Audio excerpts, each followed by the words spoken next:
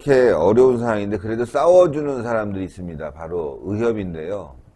의협은 이번 코로나 그리고 또 최대집 대표는 그 전부터 저와 20년간 활동을 했는데 여러분들 지금 의협이 정부로부터 엄청난 공격을 당하고 있습니다. 통합당은 말이죠. 이번 국회의원 선거 당시 비례대표, 의협에서 비례대표를 한 명 정도 이렇게 선택을 해줘야 되는데 그것도 안 해줬네요. 예, 싸우는 사람들은 싫다. 예, 띵까띵까 음악이나 하고 피아노나 치고 이런 사람들 좋다. 이런 정도의 수준에 있는 자들입니다. 자, 의협 이야기 좀 해보겠습니다. 예, 우한 코로나 대응을 두고 문재인 정권의 실책을 그 어느 단체보다 앞장서서 비판했던 전문가 단체가 있습니다. 바로 대한의사협회가 그 주인공인데요. 문재인 정권이 이제 자신들의 정책에 대해서 비판적인 목소리를 내왔던 대한의사협회를 향해 본격적인 보복에 돌입한 것으로 보입니다. 의협의 회장인 최대집 회장에 대해서 과거 시민사회단체 활동을 문제 삼아 고발 5년 만에 피의자 신분으로 소환하여 조사에 나선 것인데요. 일반적인 조사라고 하기에는 매우 석연치 않은 부분이 많습니다. 이와 관련된 소식을 보도해드리도록 하겠습니다. 이성윤이가 지검장으로 있는 서울중앙지검이 지난달 27일 대한의사협회 최대집 회장을 피의자 신분으로 소환하여서 무려 12시간에 달하는 강도 높은 조사를 벌였다고 합니다. 최대집 회장은 지난 2015년 박원순 서울시장의 아들 박주신이의 병역비리 의혹을 공개적으로 제기한 바가 있는데요.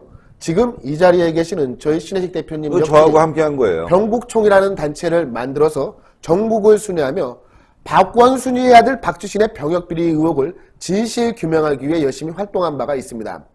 당시 논란이 되었던 박원순의 아들이 박주신이 같은 경우는 2011년 8월 공군의 현역으로 입대한 뒤에 사흘 만에 허벅지 통증 등을 이유로 귀가를 했습니다. 그런데 말입니다. 그 이후 재검에서 추간판 탈출증, 즉 디스크지요.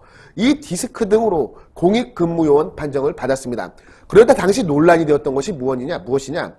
그 엑스레이 사진을 보면 도저히 박원순의 아들 박주신과 동일인이라고는 생각하기가 어려운 부분들이 너무나도 많이 나왔습니다. 특히 디스크 사진뿐만이 아니라 치아 상태에 대한 구강구조 사진 역시 박원순 서울시장 정도의 상류층 자제가 지니고 있는 육체 상황이라고는 보기가 너무 어려운 부분들이 곳곳에서 포착이 되었기 때문에 박주신의 병역비리 의혹을 해결하고자 하는 자유우파 애국진영 시민활동가들과 시민분들의 활동이 정말 활발히 이루어지던 시기였습니다. 당시 의료혁신투쟁위원회라는 의사단체의 공동대표를 지내고 있던 최대집 회장은 다음과 같이 주장을 했었는데요. 박원순이의 아들 박주신이가 공군에 입소하면서 제출한 엑스레이와 재검을 위해 제출한 MRI 사진은 다른 인물의 것일 가능성이 크다라는 주장을 했었습니다. 그러면서 허위 자료로 현역 복무를 피하려 한 병역 기피 의혹이 있기 때문에 공개적인 장소에서 공개적인 검증을 통한 진실 규명이 필요하다는 주장을 한 바가 있는데요. 지극히 상식적인 주장 아니겠습니까? 그렇죠. 과거 이회창 총재의 아들 같은 경우는 말 그대로 공개 신검을 통해서 본인을 향한 병역 기피 의혹을 모두 해소한 바가 있습니다. 그런데 박원순 시장은 어떻게 나왔습니까? 자신의 아들 박주신이를 영국에 꼭꼭 숨겨놓고 우리 국민들 앞에 모습을 드러내지 못하게 했습니다. 심지어 추후에 진행이 된 공개 신검이라는 것도 새벽에 세브란스 병원 인근에 있는 명지병원에서 서울시 공무원 12명을 동원해서 사전 리허설까지 할 정도로 매우 치밀하게 준비를 했었는데요. 정작 세브란스 병원에서 진행이 된 공개신검 현장에는 의혹을 제기한 당사자들은 참여하지 못하는 매우 이상한 시연이 되었었습니다. 당시 강용석 변호사도 앞장서서 해당 문제를 제기를 했었는데 어디로 사라졌어요? 그때 강용석 변호사의 처신이 많은 비판을 받았었어요. 그때 강용석 그 당시 국회의원이었죠. 강용석 그 변호사가 의원 배지를 걸고 배팅을 했었는데 박주신이의 석연치 않은 공개신검을 그대로 받아들여 버렸어요. 그래서 같이 활동을 하던 사람들이 강용석 변호사를 향해서 당신이 도대체 무슨 짓을 했는지 진실규명을 하라고 요구까지 하기도 했었습니다. 그러니까 그 당시 다시 한번 생각하면은 공개 신검 요구를 받아들이면 의혹을 제기한 사람들이 가서 확인하고 함께 봐야 되는데 해라 그러고 자기들끼리 해버리고 언론에 공개하고 말았습니다. 강용석 변호사가 어디로 사라져버리고 그래서 이게 공개 신검 끝났으니까 이 문제다 아무것도 아니다라고 그래서 뭐 박원순이에게는 아주 최대 면죄부를 준 거죠. 당시 민족신문의 김기백 대표 같은 경우는 지금 현재 고인이 되셨지만 강용석 변호사를 향해서 공개 질의서까지 보내기도 했습니다. 강용석 당신 명지병원에서 박원순이의 아들 박주신이가 사전 리허설을 하는 것을 알고 있었느냐?